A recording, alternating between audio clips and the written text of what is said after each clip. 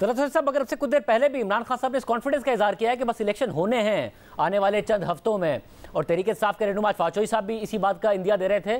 क्या हालात वाकयात वाकई वही हैं, बजाय इसके बावजूद इसके कि हुकूमत ने ऐलान कर दिया है कि हम अगस्त 2023 तक इधर हैं? तो इमरान खान साहब का ये कॉन्फिडेंस अपनी जगह पर है, या फिर वो वही बयानबाजी है जो वो कर रहे हैं? अभी हकायक वो नहीं है कि इलेक्शन का माहौल बन रहा हो। देखें, इमरान खान साहब के कॉन्फिडेंस की हकीकी बुनियाद का होना ज़रूरी नहीं है। वो अपने ऊपर ना कोई इल्ज़ाम लेते हैं, ना अपनी गलती मानते हैं, ना कभी ये शक होने देते हैं किसी को कि वो परेशान है। लेकिन हामिद मीर ने आपको बताया कि उनकी पार्टी के अंदर बहुत सी परेशानियां मौजूद हैं। अब इमरान खान साहब को जो बड़ा मसला है वो ये है कि जो मौका उनको नज़र आ रहा था इस मखलूत हुकूमत की कमर को तोड़ने का, वो आहिस्ता आहिस्ता उनके हाथ से फिसलता हुआ नज़र आ रहा है। आज की जो सबसे बड़ी स्टोरी है, और आपने उसको कॉम्प्रिहेंसिवली कवर भी किया है, तमाम चैनल्स ने कवर किया है, वो रुपए की रिकवरी है। मैसिव रिकवरी आपको नज़र आती है रुपए की। अच्छा, अब ये सस्टेन होगा या नहीं होगा ये आने वाले दिन बताएंगे, लेकिन जो इमरान खान का बयानिया है 70-80% पिछले 2-3 हफ्तों में इस पर इन्हिसार करता था कि हुकूमत ने पाकिस्तान की मईशत की कमर तोड़ दी है। अब अगर इकनॉमिक रिकवरी का आगाज़ होता है, IMF की तरफ से फंड्स अनलॉक होते हैं, बायलैटरल फंडिंग शुरू होती है, और साथ साथ हुकूमत की तरफ से एक एग्रेसिव पोस्चर भी आता है, और ये तमाम मालूमात जो हैं शो काज नोटिस के बाद साबित भी हो जाती हैं, तो मेरे ख्याल में इमरान खान साहब का कॉन्फिडेंस जो है वो इंटरव्यूज़ की हद तक ही बरकरार रहेगा। उनकी पार्टी का एक जेन्युइन मसला इस वक्त डेवलप हुआ है, और अगर ये हुकूमत अपने पाँव मुआशी तौर पर संभालती हुई नज़र आती है तो उनका ये कहना कि इलेक्शन होंगे, इस हद तक तो दुरुस्त है कि इलेक्शन होंगे, लेकिन ये कहना कि फ़ौरन होंगे शायद सही साबित ना हो।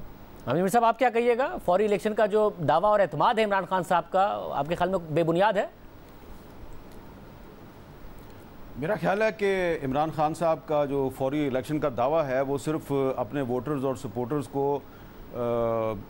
थोड़ी सी तसल्ली देने के लिए है। हकीकत में उसकी कोई मुझे वजह समझ नहीं आती कि वो ऐसी बात क्यों कर रहे हैं, क्योंकि मेरा ख्याल है कि वो मुल्क के साबिक वज़ीर आज़म है, बहुत से हक़ाइक़ का उनको भी पता है।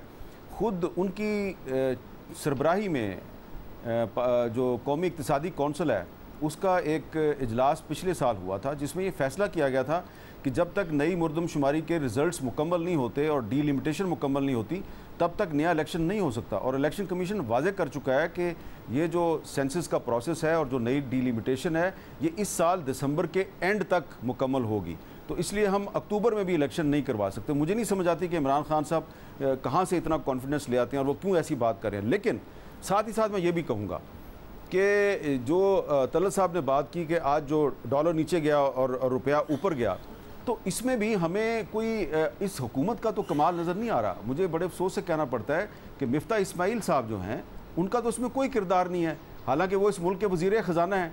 अब अभी तक मैंने 2 हफ्ते पहले उनसे पूछा था कि आप स्टेट बैंक का गवर्नर क्यों नहीं लगा रहे, उन्होंने कहा परसों लग जाएगा। फिर पूछा, उन्होंने कहा परसों लग जाएगा।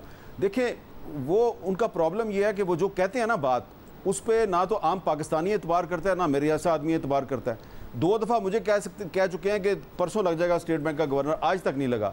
तो ये जो आज डॉलर नीचे गया है और रुपया ऊपर गया है, मेरे ख्याल से ये इलेक्शन कमीशन ऑफ पाकिस्तान के फैसले की वजह से गया है।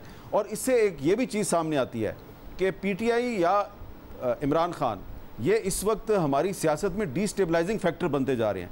जैसे ही उनके खिलाफ एक फ़ैसला आया है तो डॉलर जो है वो नीचे की तरफ शूट किया, नीचे की तरफ चला गया। और दूसरा डिस्टेबलाइजिंग फैक्टर जो है जो हमारी इकॉनमी में और सियासत में मुझे नज़र आ रहा है वो मिफ्ता इस्माइल साहब हैं, क्योंकि उनकी वजह से हुकूमत के अंदर एक ग्रुपिंग मुझे नज़र आ रही है। मुस्लिम लीग नून के अंदर बहुत सारी ग्रुपिंग हो गई है। मिफ्ता इस्माइल साहब नवाज शरीफ साहब को कहते कुछ हैं करते कुछ हैं, उनकी बहुत ज़्यादा मुखालफत है पार्टी के अंदर, उन पर कोई एतबार नहीं करता। तो मुझे नहीं समझ आती कि अगर मिफ्ता इस्माइल साहब इस मुल्क की इकॉनमी को चलाएंगे तो ये हुकूमत जो है वो किस तरह से अगले साल भी इलेक्शन में कैसे जाएगी। अगर इलेक्शन भी आपने अगस्त 2023 में करवाना है और मिफ्ता इस्माइल आपके अगर वज़ीर ख़जाना रहेंगे तो आप कैसे जाएंगे, क्योंकि उनकी बात पे तो कोई एतबार ही नहीं करता।